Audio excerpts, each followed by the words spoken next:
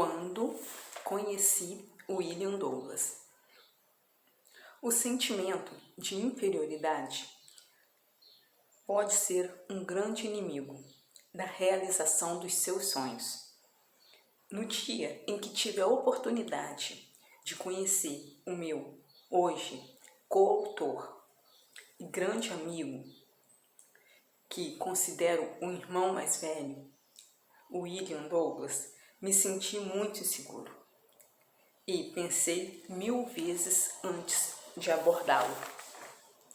Ele é um dos exemplos de excelência profissional. Ele é um dos meus exemplos de excelência profissional. Quem admira o William pelo seu sucesso profissional se surpreenderia ainda mais com a pessoa simples, acessível e fantástica que ele é. Mas eu ainda não sabia disso na época. Eu olhava ao final da sua palestra e me perguntava como um juiz federal, autor de vários livros, sócio de uma editora, palestrante, renomado e aprovado em vários concursos públicos, em primeiro lugar, iria se interessar em escrever um livro comigo. Olhava para o William, olhando para o William, percebi que ele não era melhor nem pior que eu.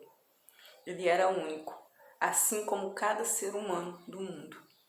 Ele estava em um patamar infinitamente mais alto que o meu, várias escadas acima na escalada do sucesso profissional. Mas, naquele momento, eu me dediquei a olhá-lo como alguém extraordinariamente evoluído, com as suas imperfeições, sem me comparar com o William. Comparar-me a ele me geraria um sentimento de inferioridade. Então, decidi observá-lo com admiração e não com uma comparação. Ele é o melhor que pode ser e eu sou o melhor que posso ser. Cada um no seu tempo, com a sua história, com as suas lutas e glórias.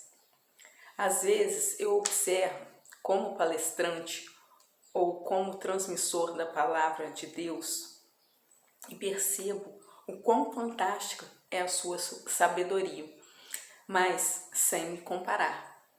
Jamais serei melhor ou pior que alguém. Eu tenho o meu tempo, assim como você. As pessoas a quem você pode hoje se comparar e se sentir inferior, amanhã podem estar em uma situação de desvantagem em relação ao seu sucesso profissional e financeiro. Talvez elas sejam sempre melhor do que você em tudo na vida, na saúde, na forma física, no relacionamento, no faturamento mensal, mas essa é a jornada dela e isso não lhe traz demérito algum. Às vezes, os pais, na tentativa genuína de ajudar e inspirar seus filhos, os comparam, o que acaba trazendo o sentimento de inferioridade, em vez de ajudá-los a sair da zona de conforto e a superarem as suas dificuldades. As pessoas, por muitas vezes, repetem aquilo que os pais lhe ensinaram e continuam a se comparar negativamente com as outras pessoas. Por vezes, os pais se usam como modelo de comparações com os seus filhos e dizem: na sua idade eu já tinha sucesso. Nunca vi ninguém escutar essa frase de forma positiva. Imediatamente se desenvolve um padrão de comparação, gerando o sentimento de inferioridade. Como os pais são notadamente diferentes dos filhos, eles não conseguem entender as dificuldades dos filhos e acabam os julgando como preguiçosos e desinteressados. Eu me comparava bastante com muitas pessoas na minha adolescência. E quando o tempo passou, percebi que a maioria daqueles que tinha como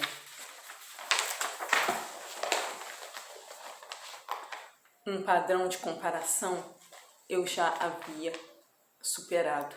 Talvez o seu sucesso demore um pouco mais ou menos. Talvez os seus resultados não sejam tão grandiosos ou ultrapassem imensamente as pessoas que estão ao seu redor. Mas não perca tempo se comparando com eles, se sentindo inferior ou superior a qualquer pessoa. Seja você, viva a sua vida e escreva a sua história no seu tempo e do seu jeito. Cartaz da história da sua vida. Para que o sentimento de inferioridade seja dominado e superado, é preciso fortalecer a autovalorização, o recurso necessário para que seja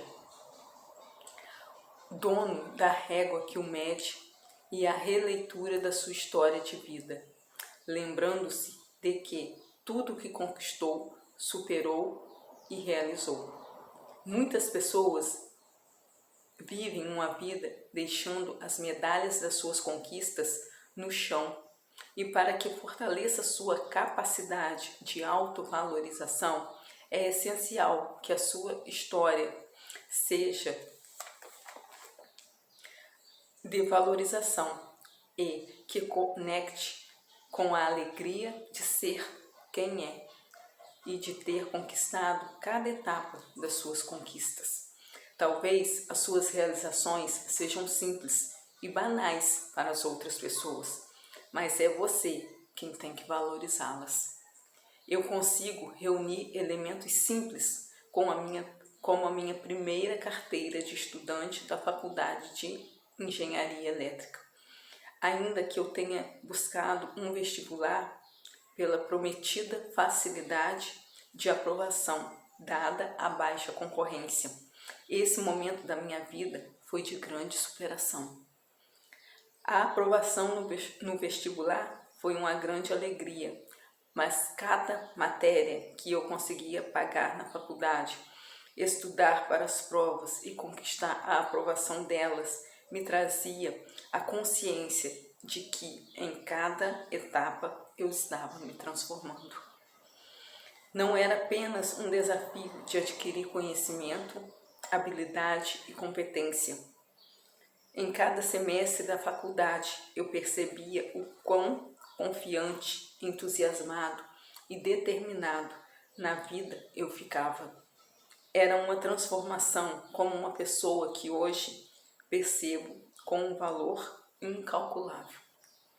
No meu cartaz da história tem coisas simples, como o primeiro cartão de visita que ganhei do William Douglas, uma foto do dia do meu casamento, o recibo do primeiro pão que eu comprei em uma padaria em São Paulo, em um momento de pouco dinheiro, e tantas outras evidências simples, mas que contam a minha história e ajudam a me lembrar de quem eu sou e de tudo o que superei para chegar até aqui.